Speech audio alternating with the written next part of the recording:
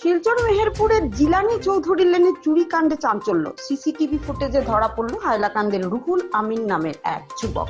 শিলচর মেহেরপুর জিলানি চৌধুরী লেনে সম্প্রতি ঘটে যাওয়া চুরিকাণ্ডে মূল অভিযুক্ত অবশেষে ধরা পড়েছে সিসিটিভি ফুটেজের ভিত্তিতে।